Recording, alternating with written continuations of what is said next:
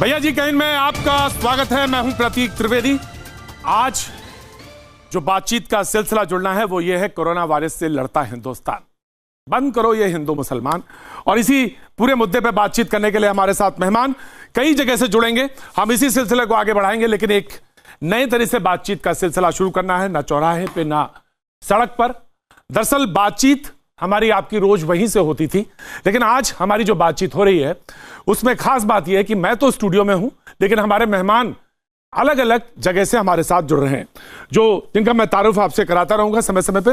लेकिन 2-3 बयान जो है बेहद महत्वपूर्ण हैं, जिन पर गौर कर लेना चाहिए। कोरोना वायरस के बढ़ते मामले को देखते हुए बीजेपी के नेता नंदकिशोर गर्ग ने सुप्रीम कोर्ट में एक अर्जी दाखिल की है, और अर्जी में उन्होंने कहा कि कोरोना वायरस लोगों के संपर्क में आने से बढ़ता है, लिहाजा सुप्रीम कोर्ट से लेकर सभी अदालतों में कोरोना के प्रभाव से बचने के लिए प्रयास किए जा रहे हैं। स्कूल, कॉलेज, मॉल और सिनेमाघर सब बंद हैं। ऐसे में धरने को कैसे इजाजत दी जा सकती है? मैं एक बात कहना चाहता हूं, बहुत महत्वपूर्ण है, और वो अधिकार सबका है और सबको बात कहने का अख्तियार है। हर आदमी बात कह सकता है, लेकिन एक बहुत महत्वपूर्ण बात जो ये कि ऐसे में जब मुल्क के सामने बड़ी समस्या हो और लड़ता हुआ दिख रहा हो मुल्क, तो सबको साथ आकर साथ दिखना चाहिए। यही आज भैया जी कहीं का पूरा मकसद है। और जो मेहमान हमारे साथ जुड़ेंगे वो उनसे हम आपका एक बार तारुफ करा देते हैं। जयराम विप्लव साहब हमारे साथ बीजेपी का पक्ष रखने के लिए दिल्ली से रहेंगे, और आमिर हैदर जैदी साहब नेता जो सीपीआई हैं वो दिल्ली से हमारे साथ होंगे। बहुत बहुत शुक्रिया। मनोजीत मंडल साहब राजनीतिक विशेषज्ञ कोलकाता से हमारे साथ जुड़ेंगे। मोहम्मद फैज खान साहब संयोजक हैं मुस्लिम राष्ट्रीय मंच से, वो दिल्ली से हमारे साथ जुड़ रहे हैं। अतीकुर रहमान साहब रिसर्चर हैं इस्लामिक स्टडीज से, मुंबई से हमारे साथ इस पूरी चर्चा में जुड़े रहेंगे। और प्रीति पांडे सामाजिक कार्यकर्ता जो कि लखनऊ से है। मैंने देख लिया प्रीति आप हाथ उठा रही हैं जी, मैं आपके पास बिल्कुल आना चाहूंगा, शुरुआत करना चाहूंगा, लेकिन मैं बस सिर्फ एक बात कहना चाहता हूं। इस मुल्क ने बड़े अच्छी तरह से और बड़ी संजीदगी के साथ कोरोना वायरस की इस लड़ाई को लड़ा है। उम्मीद है हम सब सारे लोग आज इस डिबेट से यही मैसेज देते हुए दिखेंगे। जी प्रीति, कुछ कहना चाह रही थी आप? प्रतीक जी देखिए, जब देश जो है कोरोना वायरस जैसी बीमारी से पूरे विश्व में महामारी फैल गई है, और देश अगर इस महामारी से जूझ रहा है, तो बात तो सही है कि जो शाहीन बाग है उसको खत्म होना चाहिए तुरंत, क्योंकि ये भी एक बहुत बड़ा कारण हो सकता है कि ये रोग जो है पूरे देश में फैले। दूसरा मुझे बताइए कि सबसे बड़ा सवाल ये भी है कि अभी जो लोग भड़काऊ भाषण इस देश में दिया करते थे, हिंदू मुसलमान किया करते थे, वो जो ईरान से 234 भारतीय मुसलमान भाई बहन हमारे लाए गए हैं, क्या आज जितने लोग जो भड़काते थे मुसलमानों को और ये कहते थे कि भारत सरकार जो है मुसलमानों के खिलाफ है, मैं आपने डिबेट पे हाथ उठाया पहले, क्योंकि मैंने सोचा कोई बात आपको कहनी है, लेकिन महत्वपूर्ण बात है। और मैं ये कह रखता हूं कि इस मुल्क ने वही किया एक नेशन के तौर पे जो उसको करना चाहिए था, और ये एक अच्छा उदाहरण है। और जो विश्वास पैदा करने के लिए किया जाए, या विश्वास अपने कार्य के लिए किया जाए, उससे विश्वास पैदा हो, रादर विश्वास पैदा हो, तो अच्छी बात है, बहुत अच्छी बात है। मानते हैं, बिल्कुल मैं बिल्कुल मानता हूं, मैं बिल्कुल मानता हूं, जो बात सच है उसको कहने में कोई दिक्कत नहीं। मुसलमानों में नहीं प्रतीक जी, हम आप तो मानते हैं, क्या वो लोग मानेंगे जो भड़काते थे? आखिर 234 मुसलमान भाई बहन जब यहाँ वापस लाए गए, तो क्या किसी से पूछा गया कि तुम किस मजहब के हो? किसी से पूछा गया कि तुम मुसलमान हो, तुम कोरोना वायरस से यही तुमको कुछ हो जाए हम भारत नहीं लेके जाएंगे? लिफ्ट करके उनको भारत सरकार यहाँ लेके आई है। तो जो लोग भारत सरकार के खिलाफ बोलते हैं कि ये जो सरकार है, बहुत धैर्य के साथ, बहुत मुश्किल और कठिन समय में देश है, ऐसा नहीं कि पूरी दुनिया में संकट है, और हम चाहेंगे कि आपकी जो तो बात, हमें जोड़ने का काम करना चाहिए, हमें जोड़ने का काम करना चाहिए। हमें अतीकुर रहमान साहब, मैं अतीकुर रहमान, मैं आता हूं, खिलाफ है, बिल्कुल नहीं कहना चाहिए। मनोजीत मंडल साहब आपके पास आता हूं, आपका कुछ रिएक्शन है, मैं जरूर आऊंगा, लेकिन हमारे साथ अतीकुर रहमान साहब मौजूद हैं। जी अतीकुर रहमान साहब।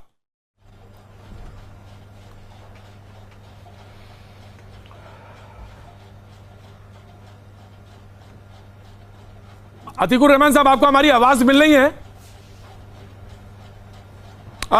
मैं उनके पास पहुंचूं से पहले मनोजीत मंडल साहब हमारे साथ मौजूद। जी मनोजीत, आप एक कोई रिएक्शन देना चाह रहे थे, वेरी शार्प रिएक्शन। देखिए वो जो मुसलमान जो कह रहे थे 5 मिनट पहले तक मेरे को पता नहीं था कि वो प्लेन में कौन आ रहे थे, कौन मुसलमान भाई आ रहे थे कि हिंदू भाई और क्या अलग आ रहे थे, अभी अभी मेरे को पता चला। यही प्रॉब्लम है मुहतरमा जी। अभी ये पूरा नेशन के यूनाइटेड होना चाहिए और हम सब मानते हैं मोदी जी ने भी अच्छे काम कर रहे हैं। कल जो उन्होंने जो लीड किया है 60 को हम हार मानते हैं। और ये भी पता होना चाहिए आपको कि हमारा जो मुल्क है और हमारा जो रीजन है इसको हम थर्ड वर्ल्ड कंट्री कहते हैं, लेकिन फिर भी हम अभी भी हम अच्छे स्थिति में है in comparison to all the European and American country. आपको और चाइना भी, आपको ये पता होना चाहिए। इसके लिए सबके साथ एक साथ ताल्लुकात रहना चाहिए, हर स्टेट के साथ और इवन हर स्टेट के बाहर के साथ भी। जो जिस तरह से प्राइम मिनिस्टर साहब ने कल उन्होंने कोऑर्डिनेशन करने की कोशिश किया वो बहुत अच्छे। अभी कोई पॉलिटिक्स और पॉलिटिक्स का टाइम ही नहीं है। ये बिल्कुल बहुत अच्छा इनिशिएटिव है, का टाइम भी नहीं है। और इसमें कोई दूसरी चीज देखी जानी नहीं चाहिए। ये बिल्कुल मैं बिल्कुल स्पष्ट रूप से कह रहा हूं, बिल्कुल नहीं देखी जानी। आमिर हैदर जैदी साहब हमारे साथ हैं जी, एक ही स्वर में आवाज आनी चाहिए। आमिर हैदर जैदी साहब हमारे साथ मौजूद है जी।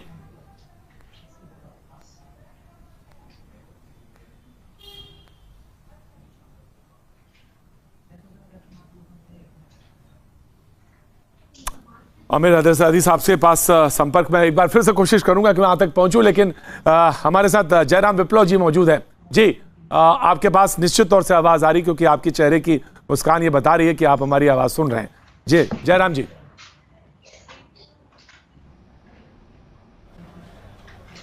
गौरव का क्षण है जब हमारा देश आज इतनी मजबूत स्थिति में है कि इस भयानक बीमारी की चपेट में देश और दुनिया में कहीं भी भारतीय नागरिक जो है उसको हम रेस्क्यू करके वापस ला रहे हैं। ईरान की तो ये स्थिति थी कि वहाँ जांच की भी सुविधाएं मौजूद नहीं थी। वहाँ की सरकार को भी हमने लैब एक भेंट स्वरूप, उपहार स्वरूप हमारी सरकार ने दिया है। और मैं बात करना चाहता हूँ 2014 से अभी तक की, तो आप देखेंगे कि मिडिल ईस्ट में, यमन में, सीरिया में, लीबिया में, सूडान में, जगह जगह पर, यहां तक कि मैं आपको याद दिलाना चाहूंगा हमारे जो विदेश राज्य मंत्री थे जनरल वीके सिंह, वे स्वयं कई रेस्क्यू ऑपरेशन को उन्होंने वहां से लीड किया था और हजारों नागरिकों की जान बचा करके वतन वापसी का रास्ता स्पष्ट किया था।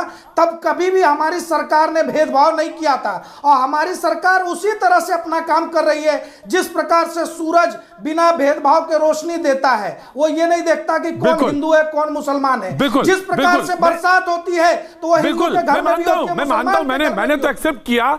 और इस बात को एक नेशन को, एक सरकार को, एक जिम्मेदार सरकार को जिस तरह बिहेव करना चाहिए वही उदाहरण दिया। मैं तो कह रहा हूं वो वही उदाहरण दिया है। और आमिर हैदर जैदी साहब हमारे साथ बातचीत हो सकती है, अब आवाज हमारी उनसे मिल रही है। जैदी साहब, सरकार ने जिस तरह से कदम उठाए, सरकार के जो सामने नतीजे हैं, और इसी की तरफ प्रीति पांडे भी कह रही थी कि क्यों ना अब बंद कर दिया जाए शाहीन बाग का जो आपका आंदोलन है उसको वहां से उठा दिया जाए, क्योंकि कोरोना वायरस को देखते हुए ये एक खतरा मौजूद है, क्योंकि लोग इकट्ठा होंगे। तो प्रतीक भाई, दो चीजें अलग अलग हैं। एक आंदोलन है, एक कोरोना वायरस का खतरा है, एक ईरान से रेस्क्यू है। ये खुद इस सरकार की मानसिकता दर्शाती है कि ईरान से रेस्क्यू पर हम बैठ के डिबेट कर रहे हैं कि साहब देखो हमने मुसलमानों को बचा लिया है। बड़ी शर्म आती है मुझे। शर्म इसलिए आती है, अगर इसकी ईमानदार सोच होती, फिरका परस्त सोच होती ना होती, तो इस बात को ये यहाँ बैठ के बखानी नहीं करते। सरकार ने नहीं कहा, सरकार ने नहीं कहा। जैदी साहब, सरकार ने एक बार भी कहा, आपने सुना सरकार की तरफ से कोई बयान सुना जिसने कहा कि नहीं हमने तीर मारा इस तरह का कोई?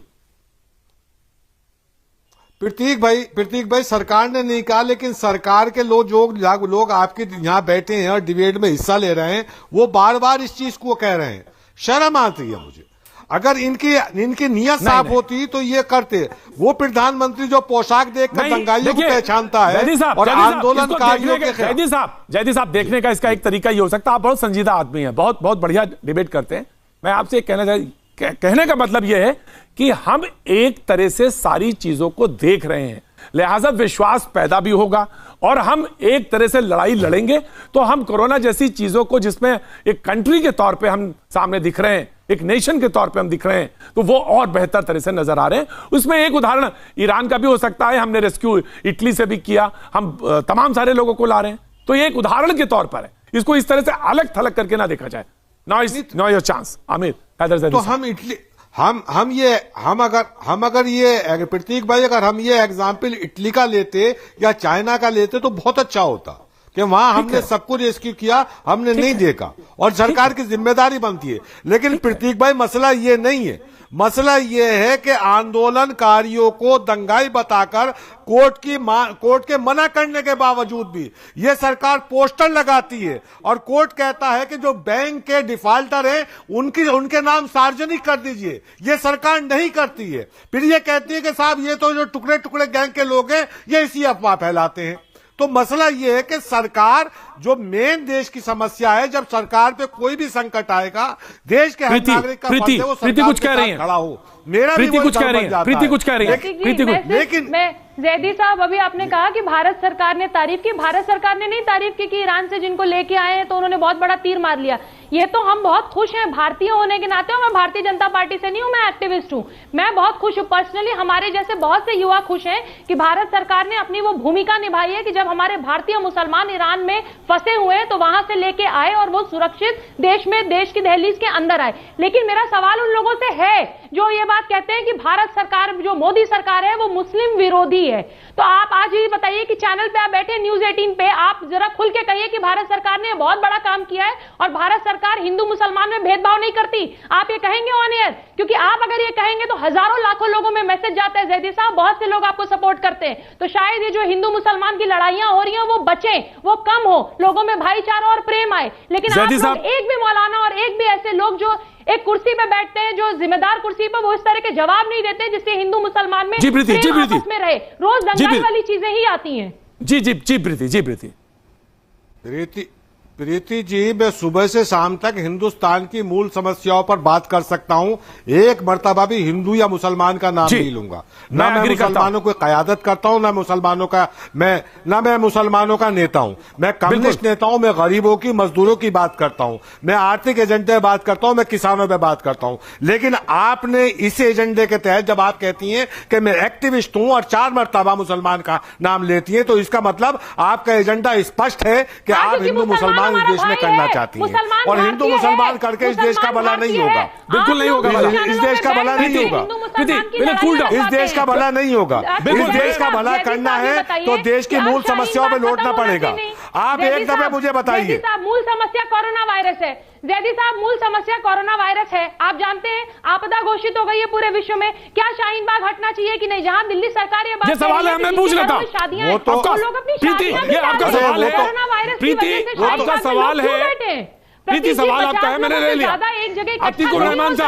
अतीकुर रहमान साहब, ये सवाल प्रीति ने पूछा कि देश के सामने समस्या है। प्रीति जी, वो तो एक काम कीजिए आप, वो तो हिंदुस्तान के अंदर गौमूत्र पिलाकर, गोबर में स्नान करा के कोरोना वायरस भगाया जा रहा है। वो उसी मानसिकता के लोग हैं और उसी मानसिकता के लोग बात कर रहे हैं, लेकिन हम उस तरह की बात नहीं करते। नहीं, सुन लीजिए, वो नहीं होता है। कोई ताबीज बेचता है 10 रुपए का, उस पर कार्रवाई होती है। कोरोना वायरस, सुन लीजिए, अब सुनिए, आपके बोलने का टाइम नहीं है, अब हमारी सुनिए। कोई 10 रुपए का ताबीज बोलता है, उसके नाम पर कार्रवाई होती है, उसे जेल में जाता है। लेकिन कोई गौमूत्र पिलाता है, गोबर में स्नान कराता है, अंधविश्वास फैलाता है, उस पर क्या कार्रवाई होती है? नहीं होती है ना। जैदी साहब, सिंपल सा सवाल है कि शाहीन बाग अब हटना चाहिए कि नहीं? बिल्कुल सिंपल सवाल। 50 लोग से ज्यादा एक जगह इकट्ठा नहीं हो सकते ना।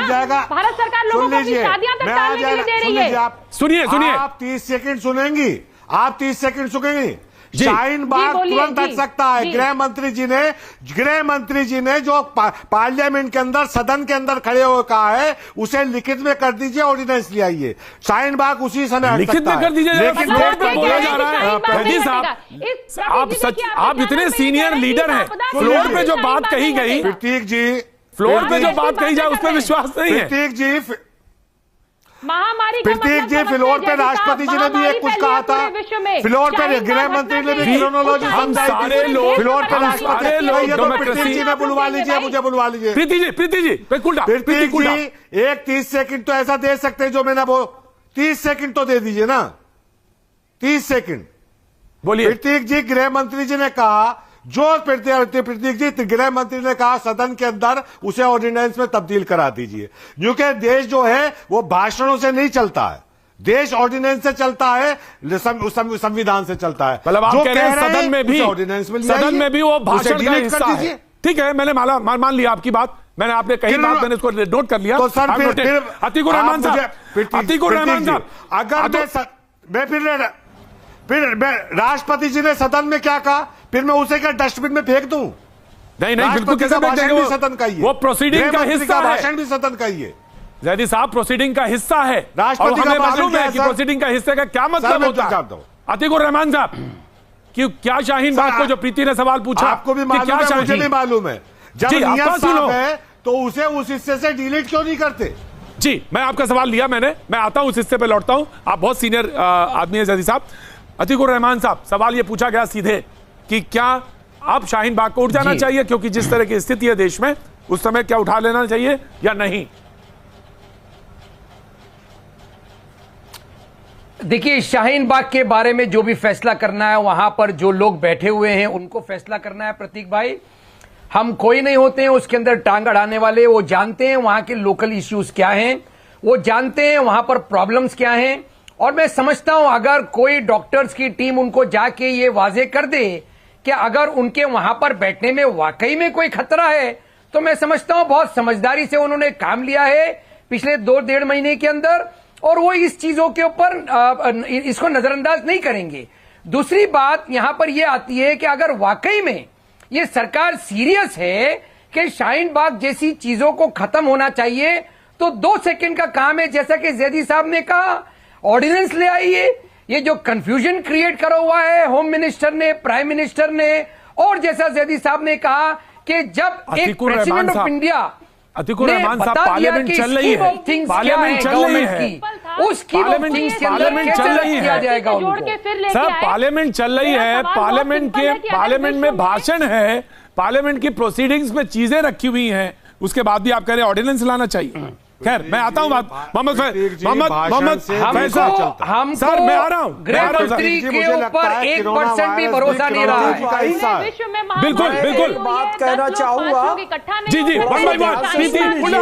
प्रीति, आप पूरे देश के साथ मजाक कर रहे हैं। आप देश के स्वास्थ्य के साथ मजाक कर रहे हैं। अरे अभी तक आप शाहीन बाग चल रहा था, चला रहे थे, ठीक है। जब महामारी डिक्लेयर हो गया, जब महामारी, क्योंकि अगर शाहीन बाग से कोरोना फैलेगा तो मेरे घर तक भी आएगा, जैदी साहब आपके घर तक भी आएगा, हम में से कोई नहीं बचेगा अगर वो किसी के घर आएगा तो। प्रीति, मैं एक बात सबसे कहना चाहूंगा, प्रीति मैं आपसे भी कहना चाहूंगा, गुजारिश करना चाहूंगा, बीच में ना बोले, वन बाय वन। कहीं मंदिर तो कहीं मस्जिद बना बैठे। हमसे तो अच्छे वो परिंदे हैं जो कभी मंदिर पे जा बैठे, कभी मस्जिद पे जा बैठे। देखिए, परिंदे मंदिर और मस्जिद को नहीं देखते हैं, सेक्युलर होते हैं। उसी तरीके से कोरोना वायरस भी सेक्युलर है। ये हिंदू या मुसलमान या सिख या ईसाई नहीं देखेगा। जहां पर वो भीड़ पाएगा वहां पर वो फैलेगा।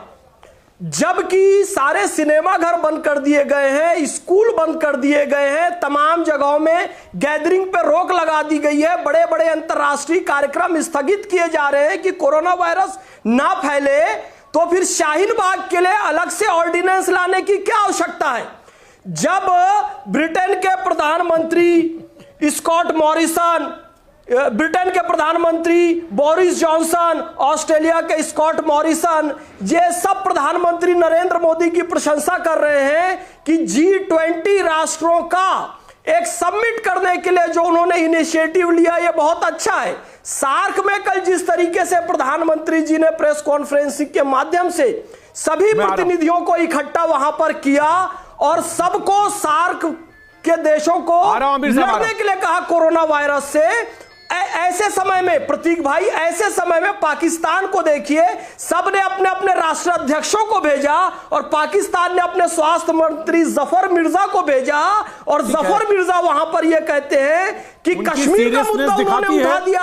आज दुनिया कोरोना वायरस से लड़ रही है, वो कश्मीर का मुद्दा उठाते हैं, उनकी सीरियसनेस उनको दिखाती है। उनकी अतीकुर रहमान साहब हुए कुछ नेता इस दृष्टिकोण से देखते हैं कि है। मोदी जी ने कोरोना वायरस शाहीन बाग को हटाने के लिए लाया। अरे मोदी जी ने नहीं लाया, दुनिया जो जीव जंतुओं पर क्रूरता कर रही थी उसके कारण कोरोना वायरस आया है।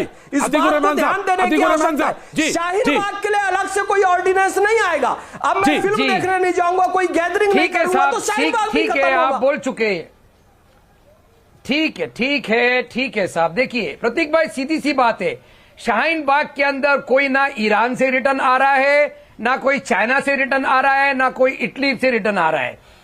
ये कोरोना वायरस उन जगहों पे फैलता है जो जिनकी ट्रेवल हिस्ट्री हो। ये तो लोकल लोग हैं। आपको समस्या क्या है? और अगर आप इतना ही फिक्रमंद हो रहे हैं, इतना ही आप फिक्रमंद हो रहे हैं, तो सरकार से आप कहते क्यों नहीं है कि ये काला कानून वापस ले लिया जाए? जिस दिन काला कानून वापस लिया जाएगा उस दिन शाहीन बाग खत्म हो जाएगा। मुझे एक सवाल का जवाब दीजिए। मार्केट के अंदर, मॉल के अंदर और शाहीन बाग के अंदर फर्क आपको नहीं महसूस हो रहा है? बिल्कुल बिल्कुल बिल्कुल बिल्कुल। मैं आपका रहमान साहब, अतीकुर रहमान साहब, एक सीधा सा सवाल है। जब सरकार कह रही है कि लोगों को इकट्ठा नहीं होना है, एक जगह इकट्ठा नहीं, 10 से ज्यादा लोग या ज्यादा लोग इकट्ठे नहीं होने हैं, उस स्थिति में भी खतरे को मोल लेना चाहिए? ये सवाल है, खतरा मोल लेना चाहिए?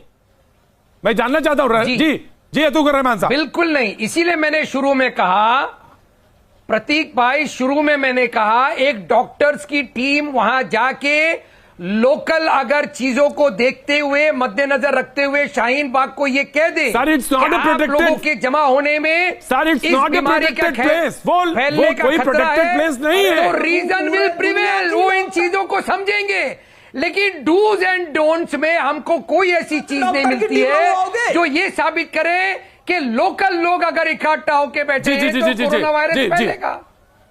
मैं समझ रहा हूं आपकी बात। जी जयराम जी, क्षमा चाहूंगा, कोई ट्रैवल हिस्ट्री नहीं है उनकी कि लोकल लोग इकट्ठा होंगे तो कोरोना वायरस नहीं फैलेगा।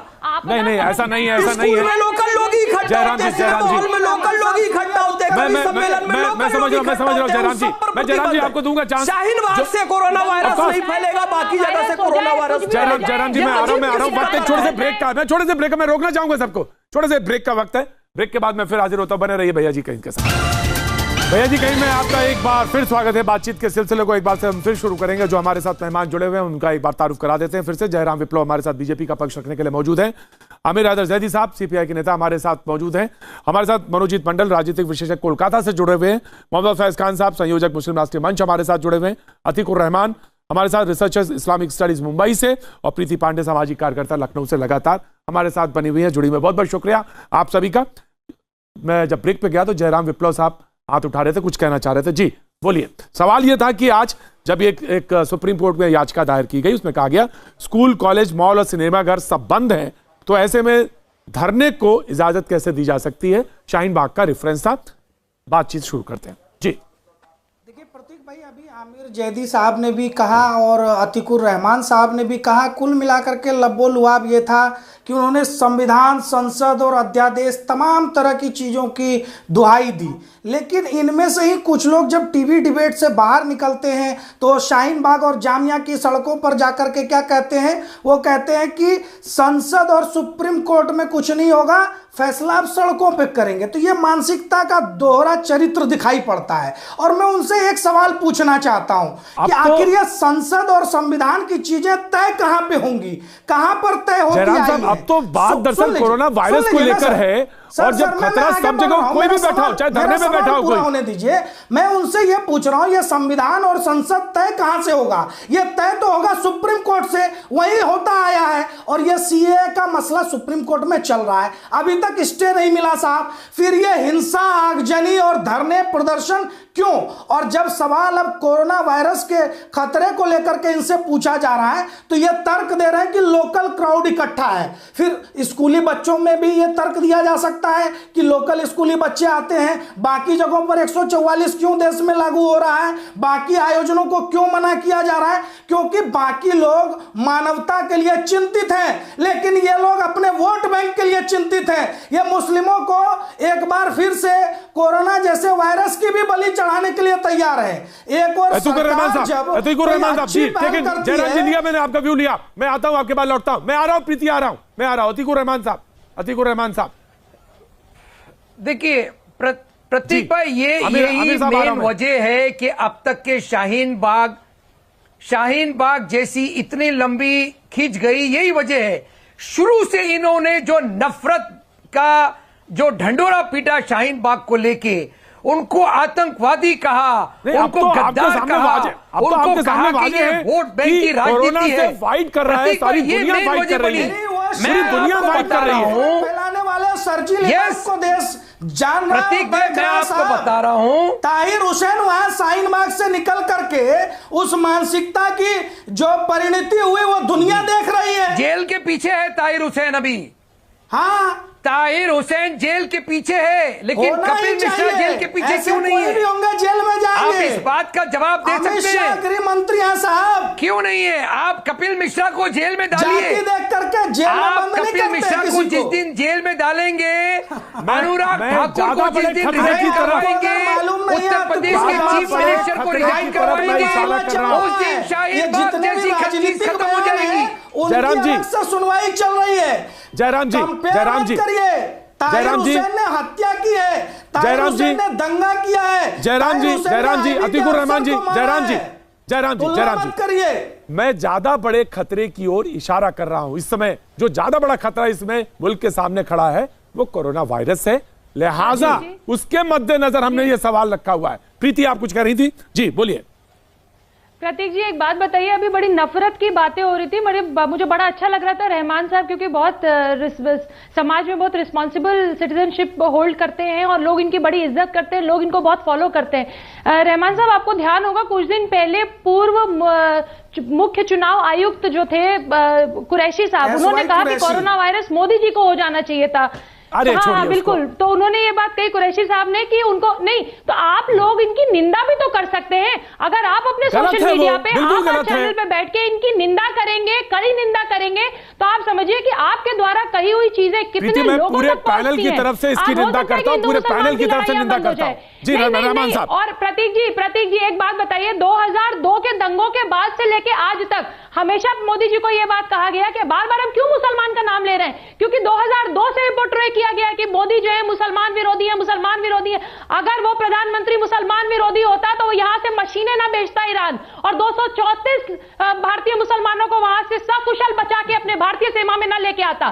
तो इसका मतलब जितने लोग पैनल पे बैठे हैं, क्या उनमें हिम्मत है? मैं तो कहती हूँ कि भाई हमारे प्रधानमंत्री हिंदू मुसलमान नहीं करते, उनके लिए सारे भारतीय एक है, और हर सरकार को यही बात करनी चाहिए। क्या रहमान साहब ये बात कहेंगे? क्या रहमान साहब आज इस चैनल पे आपके माध्यम से बात कहेंगे कि हम प्रधानमंत्री की तारीफ करते हैं कि वो ईरान से बिना मजहब लेके 234 लोगों को लेके आए? सुनते मैं आ रहा हूं, आमिर साहब आ रहा हूं। जी रहमान साहब आप कुछ बोलना चाहे, फिर उसके बाद आमिर साहब को बोलना है। जी रहमान साहब बहुत छोटा सा रिएक्शन।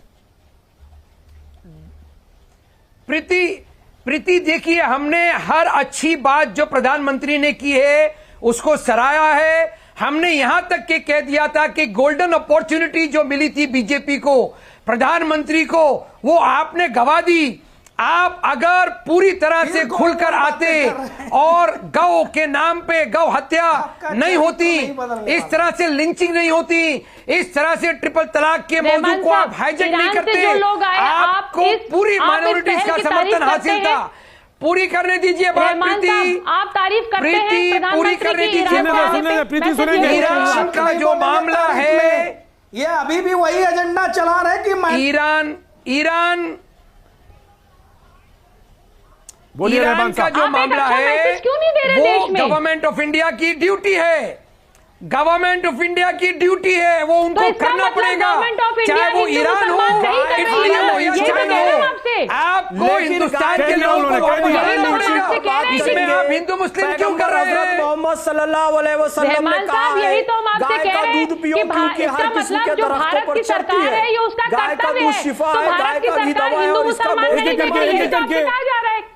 आज अगर गवर्नमेंट गोमूत्र अतीकुर रहमान साहब ने बड़े वादे कर दिए, आपको समझ नहीं पा रही है। Please one by one, please one by one. गोमूत्र का मजाक उड़ा रहे हैं। फैज साहब देखिए, बड़ी साफ सी बात है। उन्होंने कहा कि गवर्नमेंट ऑफ इंडिया की ड्यूटी है, गवर्नमेंट ऑफ ड्यूटी में जो उन्होंने जो फर्ज है उसको निभाया है। लिहाजा अगर वो तारीफ नहीं कर रहे हैं तो कह तो वो रहे हैं कि हाँ काम अच्छा किया। नहीं प्रतीक जी, ये तो कोई बात नहीं होती कि गवर्नमेंट ऑफ इंडिया अच्छा काम कर रही है तो हम नहीं कहेंगे। अगर गवर्नमेंट ऑफ इंडिया खराब कर रही है तो हम धरने करेंगे, हम दंगे कराएंगे, हम लोगों की हत्याएं कराएंगे, सीए का प्रोटेस्ट पूरे देश में करेंगे। हमारा संवैधानिक अधिकार है प्रतीक।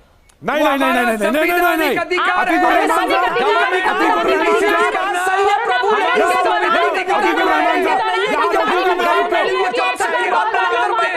अतीकुर रहमान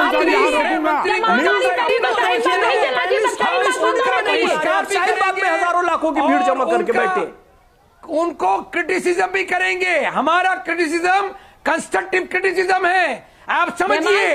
हम सरकार को अपना समझ रहे हैं, इसीलिए क्रिटिसाइज कर रहे हैं। ठीक है जैदी साहब मैं मंडल साहब आ रहा हूं। कंस्ट्रक्टिव है, पूरी दिल्ली में आग लगा दी है, कंस्ट्रक्टिव है आपका क्रिटिसिज्म। अब दलित जी जैदी साहब सुनेंगे साहब, एक एक करके बोलेंगे सारे लोग, एक एक करके बोलेंगे। जैदी साहब देखो प्रतीक भाई, हम कब कह रहे हैं कि प्रधानमंत्री मुस्लिम विरोधी हैं, लेकिन प्रधानमंत्री की कार्य प्रणाली कह रही है। जब ऊना के अंदर दलितों पर अत्याचार होता है तो प्रधानमंत्री आके कह देते कि मेरे दलित भाइयों को मत मारो, मुझे मार दो। लेकिन जब मुसलमानों की लिंचिंग होती है तो अल्पसंख्यकों पर अत्याचार हो रहा है। यार ये देखो प्रतीक भाई, ये बीच में बोलते हैं, मैं ऐसे डिबेट नहीं करता। सुन लीजिए, ये आपके स्टूडियो में बैठे हैं, ये सबसे बड़ी बात तो ये इनका विरोध नजर आता है। एक बात इनकी कहते हो तो करते हैं। प्रधानमंत्री में चैलेंज कर, मैं कहता हूं, मैं आरोप लगाता हूं। सुन लीजिए, प्रधानमंत्री जवाब दे, प्रधानमंत्री जवाब देना। तुम कौन होते हो? तुम कौन होते हो? जब प्रधानमंत्री जब दलितों पर अत्याचार होता है तो प्रधानमंत्री कहते हैं मेरे दलित भाइयों को मत मारो, मुझे गोली मार दो। लेकिन जब मुसलमानों की लिंचिंग होती है, जब मुसलमानों का जाफराबाद में कत्लेआम होता है तो ये प्रधानमंत्री चुप बैठे रहते हैं, खामोश रहते हैं। इसका क्या सवाल बनता है? जब भी बोलेंगे आप उल्टा बोलेंगे। अब आता हूं उसके ऊपर जो मुद्दा है, जो सदन के अंदर बोला है उसे बात खत्म हो जाती है, आंदोलन खत्म हो जाता है। देखो प्रतीक भाई, मैं सुनना आता, मसला ये है कि ये आतंक है। गाली देते हैं, कम से कम यहाँ तो आप मेरी सुरक्षा कर सकते हैं। लेकर आए आप कहते हैं कम से कम इन जो मुस्लिम यानी कि जो इनके मजदूर विरोधी बन सकता है, किसान इससे तो आप सुरक्षा कर सकते हैं। मुसलमानों पर जुल्म हो रहा है, जाफराबाद में जुल्म हो रहा है। अरे जिस ईरान से लेकर आए ना, उस ईरान का पारसी धर्म था, वहां पर मुसलमानों ने सारे पारसियों को खत्म कर दिया है। 25,000 पारसी वहां बचे हैं और भारत में 60,000 पारसी हैं। आप डिस्क्रिमिनेशन की बात भारत में मत कीजिए। भारत ने सब धर्मों को सुरक्षा दी है और कोरोना वायरस से लड़ने के लिए ब्रिटेन, ऑस्ट्रेलिया, G20, सार्क कौमी तर्जुमान ऐसे समय में आपको अपने प्रधानमंत्री को बताना चाहिए। तो आप दलित पर अत्याचार हो रहा है, मुसलमान पर अत्याचार, मैं आपको कौमी तर्जुमान कहता हूं और कौमी तर्जुमान पूरे हिंदुस्तान के अंदर मेरी उंगलियों पर है जिन्हें मैं कौमी तर्जुमान कहता हूं। और मैं आपसे उम्मीद करता हूं कि मेरे अधिकारों की रक्षा आप करेंगे। जब मैं बोलता हूं ये दो आदमी, मैं क्या करूंगा, आप हमारी और हम सब करेंगे एक दूसरे की। सवाल यही है, इस मुल्क में इस समय सबसे बड़ा संकट जदीद मैं सिर्फ इतना कहना चाहता हूं प्रतीक भाई, मैं एक लफ्ज कहता हूं, जो सदन में बोला है उसे कानूनी जामा पहना दीजिए, बात खत्म हो जाती है। लेकिन यह भी इतिहास में दर्ज हो जाएगा कि एक जानलेवा बीमारी फैली हुई थी और लोग अपनी जानों की परवाह न करते हुए संविधान बचाने के लिए, लोकतंत्र को बचाने के लिए सड़कों पर उतरे हुए थे। क्योंकि लोकतंत्र के अंदर सदन खामोश हो जाता है, सब सड़कें बोलती हैं, ये लोकतंत्र का उसूल है। प्रधानमंत्री बोले तो बटेंगे। आपको इतनी अकल नहीं है, प्रतीक भाई को इतनी समझ है कि न्यूज़ 18 के स्टूडियो में नहीं बुला रहे हैं पैनलिस्ट को। इनको इतनी अकल नहीं है कि शाहीन बाग से उठ जाए। ये बात सच है कि स्टूडियो में कोई गेस्ट नहीं आ रहा है बाहर का, इसलिए नहीं आ रहा है क्योंकि खतरा बड़ा है, इसलिए कोई स्टूडियो में नहीं बैठा है। लेकिन मैं यही कह रहा हूँ, इस मुल्क में क्यों नहीं समझते, ये मौलाना की शादी में क्यों नहीं समझते, ये कम्युनिस्ट लोग जा जाके भड़काते हैं शाहीन बाग में।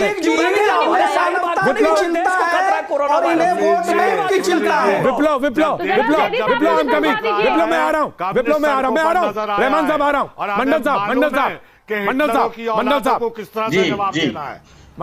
सवाल ये है, फ्लोर पे कोई बात कही जाए, पार्लियामेंट में कोई बात कही जाए, एक वक्त मुझे बड़ा ताजुब हो रहा है कि अमीर साहब ये कैसे बात कर रहे हैं, ऑर्डिनेंस की बात।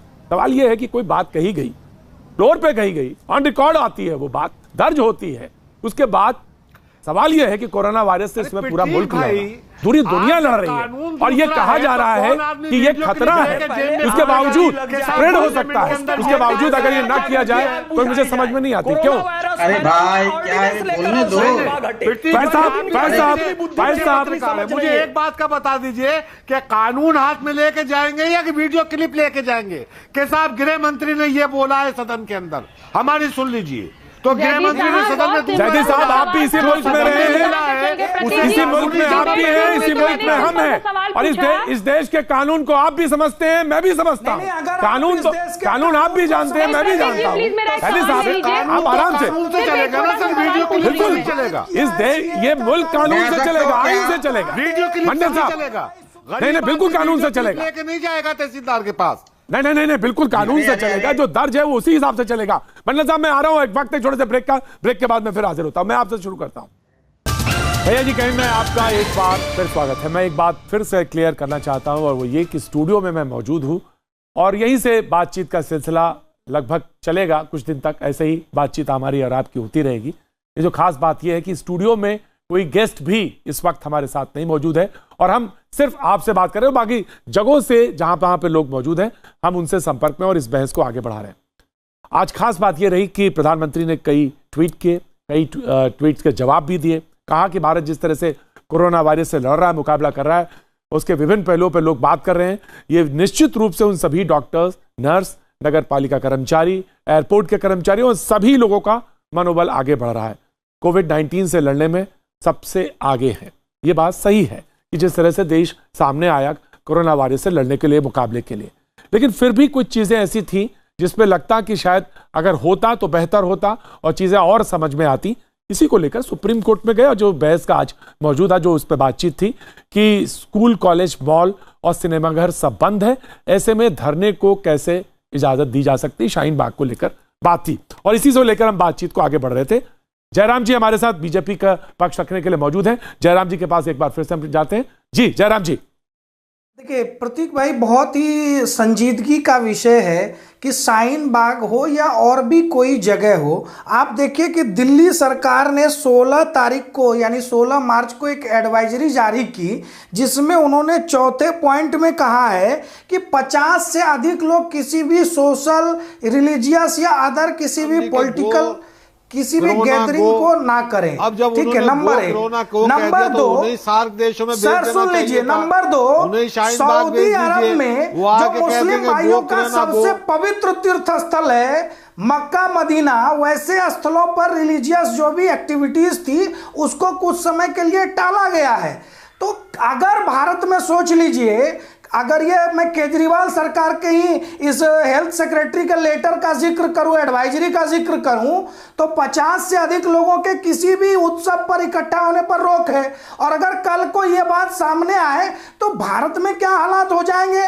भारत में तो वही बातें फिर बताई जाने लगेंगी कि हिंदुओं पर खतरा है, मुस्लिमों पर खतरा है। अभी आने वाले समय में रामनवमी का उत्सव पूरे देश भर में होने वाला है। उस समय तक अगर स्थिति यही बरकरार रही तो हो सकता है कि स्वयं हिंदू संगठन भी इस बात का प्रयास करेंगे कि भीड़ ना जुटाई जाए। जी बेहतर है और अच्छी बात है। तो इसको बोलने में कर रहे हैं ना सर, जयराम जी इसको बोलने में बिल्कुल हिचक नहीं होनी चाहिए। जयराम जी, जिन लोगों को वोट बैंक की राजनीति इसमें भी करनी है, मैं हाथ जोड़कर उनसे प्रार्थना करता हूं, मानवता के खातिर इन शाहीन बाग और जाफराबाद हो चाहे जो भी हो, ये धरने को आप बंद करिए, मानवता के खातिर बंद करिए। जी मैं आ रहा हूं। मनोजीत मंडल साहब नहीं बोले। मनोजीत मंडल साहब आप कुछ कहना चाह रहे थे उस समय। जी जी नहीं एक घंटा होगी और क्या बोलूं तुम्हें। एक काम आप बोलिए, आपके बोलने का पूरा वो है। ठीक है जी। नहीं कुछ नहीं बोलूंगा, दिखा दे रहा हूँ 2 चीज, एक मास्क है मेरे पास और एक सैनिटाइजर है। ये सबको पूछिए, इन लोगों को जो चिल्ला रहे थे उनको ये 2 चीज चाहिए क्या? गोबर और गौमूत्र चाहिए, इससे ज्यादा क्या बोलूं? इतने चिल्लाने से क्या कोरोना भाग सकता है क्या? अभी किस तरह से हम लड़ रहे हैं देखिए स्टूडियो से। सबको इकट्ठा हो, इकट्ठा होकर काम करें। अच्छी बात बोले। गोबर गौमूत्र को अपमान मत कीजिए, मजाक उसका नहीं उड़ाइए। आज कैंसर का सबसे बड़ा कारण जो है वो यूरिया और पेस्टिसाइड है। कैंसर का सबसे बड़ा, कैंसर से कोई बचा सकता है तो गोबर और गौमूत्र खेत में जाएगा। तब आपके बाप दादा माता पिता आपके सारे पूर्वज घर को गाय के गोबर से लीपते थे, गोमूत्र का औषधि के रूप में प्रयोग करते थे। अपनी संस्कृति का मजाक उड़ाकर आप महान नहीं बन सकते। केमिकल वाला सैनिटाइजर लाने से कुछ नहीं होता। हमारे दादाओं ने गोबर का प्रयोग किया है, संस्कार बताए गए हैं, गर्भधारण पुरुषों की बात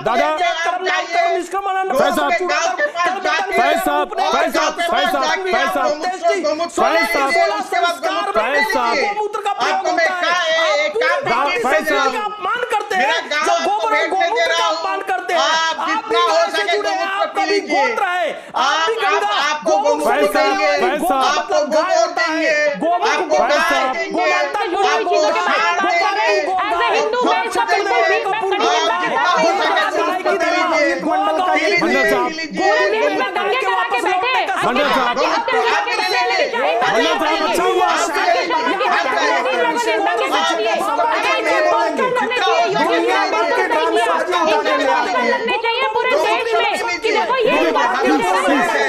भी जब देश और दुनिया पर खतरा इतनी बड़ी महामारी का दुनिया उससे लड़ने के लिए प्लीज ऑडियो में डाउन कर दूंगा, सबके ऑडियो डाउन कर दूंगा। प्लीज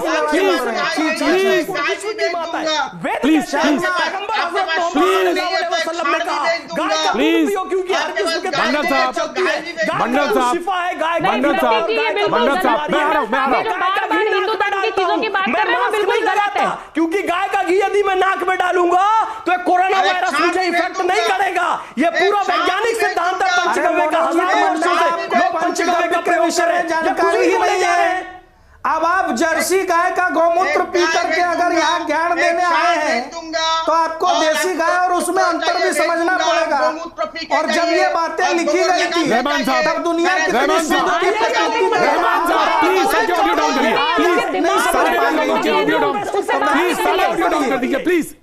बात करते हैं आप, प्लीज सारे ऑडियो डाउन। रहमान साहब, आप इसी तरह से लड़ेंगे क्या? हम लोग इसी तरह से लड़ेंगे? प्रधानमंत्री ने जो कितनी बेहतर बात करी और हम इस तरह से जो उदाहरण रख रहे हैं वो अच्छी बात नहीं। हम गाय पर लड़ने लगे। अरे ठीक है भाई, आप साइंटिफिक वे से चलिए और साइंटिफिक वे से ही लड़ाई लड़ी जाएगी। ठीक है, सबके पास अपनी अपनी स्टडीज हैं।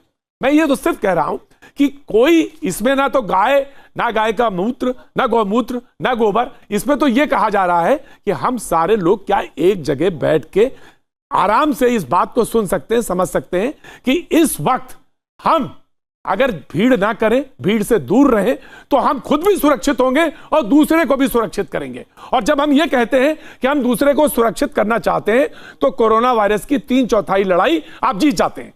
तो ये क्या गलत कह रहा हूं मैं? जी देखिए रहीमन भाई, दुष्ट प्रकृति आपके दर्शकों को जी मैं दर्शकों को फॉर ग्रांटेड हम लोग को नहीं लेना चाहिए। हमारा ये फर्ज बनता है। प्लीज फैज साहब डाउन। या रहमान साहब देखिए, हमारे सुनने वाले जो आपके दर्शक हैं वो टेकन फॉर ग्रांटेड हमको नहीं लेना चाहिए। हमको इस मंच से ये सिर्फ और सिर्फ एक यूनिटी मैसेज भेजना है। जो एक्सपर्ट व्यू होगा शाहीन बाग के लिए हम उसको तस्लीम करेंगे। मैं आह्वान करता हूं तमाम लोगों को जहां जहां बैठे हैं शाहीन बाग के अंदर, अगर एक्सपर्ट ओपिनियन आपके पास आता है, कोर्ट में मामला चला गया है, हम आपको विश्वास दिला रहे हैं कोरोना वायरस हमारी सबसे बड़ी लड़ाई है, सबसे बड़ा दुश्मन है और इसको हमको हराना है प्रतीक भाई। That's all. ठीक है, बहुत अच्छी बात। Very well you have said. Now Faiz साहब आप बोल सकते हैं। फैज साहब आप बोलिए, अब आप बोलिए।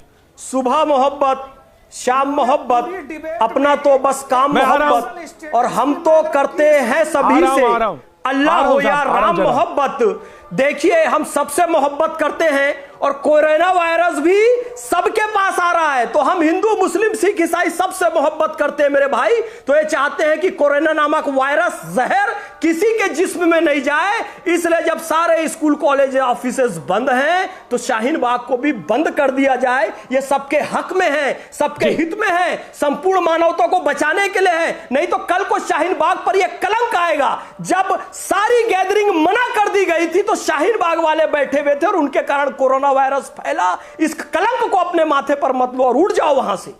जी जयराम जी, जयराम जी, जयराम जी, ये कहना चाहता हूं जाते जाते, मैं ये कहना चाहता हूं कि देखिए ये स्पेशल स्टेटस इनको क्यों चाहिए? जब पूरे देश भर में सरकार ने एडवाइजरी जारी की, शासन का आदेश आया, सबने बंद किया ना, सबने अपने आयोजन रद्द किए, स्कूल बंद हुए, कॉलेज बंद हुए, लेकिन ये शाहीन बाग के लिए कोर्ट क्यों जाना पड़ता है? ये तो अपने आप ही उनको आगे आकर के मानवता के हित में उसको बंद करना चाहिए था।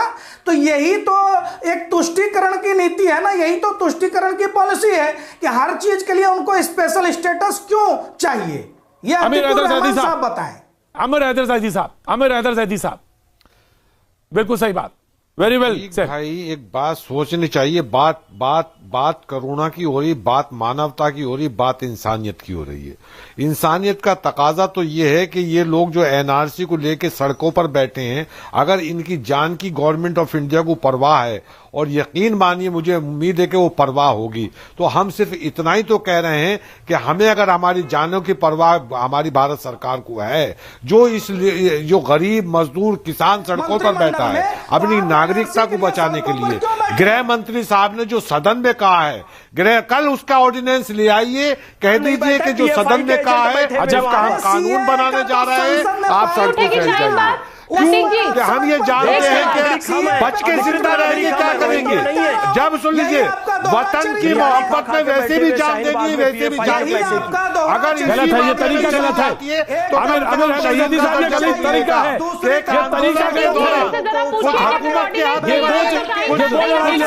उस वायरस के हाथों में जो जालिम हुकूमत ने जिसकी देखभाल नहीं की। प्रीति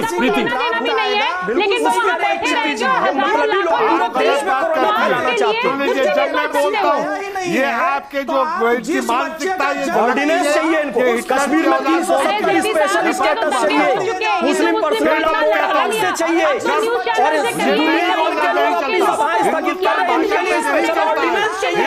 कानून से चलता है, सदन से चलता है, सदन जो पास होते हैं उससे चलता है, बिल जो आता है वो कानून बनता है उससे चलता है। तो कानून तो है, ऐसे नहीं चलता हुआ है, मैंने तो सीधा सवाल रखा, ठीक है, मैंने ये कह रहे जो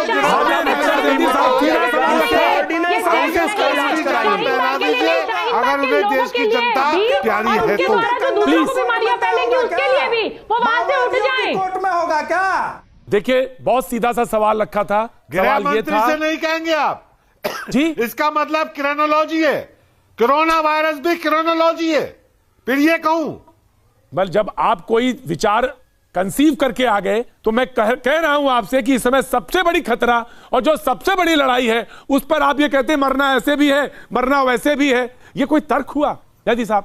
ये तर्क हुआ? प्रतीक भाई तो फिर ये कहूं ना कोरोना वायरस भी क्रोनोलॉजी का हिस्सा है। ये है कि अगर भी कोरोना वायरस को लेकर हो रही है और हम उस पर लड़ना चाहते हैं तो हमारा ये स्टेप है, हमने ये किया। बात के दंगे भी क्रोनोलॉजी का हिस्सा थे, जो कि शाहीन बाग के जो आंदोलनकारी बात कर रहे हैं इसी देश के नागरिक हैं, संविधान के दायरे में मांग कर रहे हैं, और गृह मंत्री उस बात को मान रहे हैं, जबानी कह रहे हैं, हम संविधान को कानून बना दीजिए, बात खत्म। चीफ मिनिस्टर कह रहा है, आपका चीफ मिनिस्टर कह रहा है, सुप्रीम कोर्ट कह दिया, उसके बावजूद आप कहां मान रहे हैं? प्रीति पांडे, कोई खतरा नहीं है। प्रीति पांडे, सुप्रीम कोर्ट के कब का है? खतरा रोहिंग्या आप पढ़िए, आप देखिए, आप देखिए जितने लोग जाके वहां शाहीन बाग बिरयानी खाने जाते थे ना, किसी ने एक ने भी आ जाके समझाया नहीं कि भाई सीए से किसी मुसलमान की नागरिकता नहीं जा रही है। ये जाके वहां भड़काया करते थे। ये वो लोग हैं जो शाहीन बाग में बैठ के बिरयानी खाते थे, भड़काते थे लोगों को। खेत मजदूर की नागरिकता एक बात कहना चाहता हूं, और वो बात सबसे ज्यादा महत्वपूर्ण ये कि मुल्क एक लड़ाई लड़ रहा है, उसमें हमें साथ आके खड़े होना है, ना कि ये हिंदू मुसलमान का ये लड़ाई। वक्त एक छोटे से ब्रेक का, ब्रेक के बाद प्रीति रघुनंदन मौजूद होंगी। बने रहिए हमारे साथ।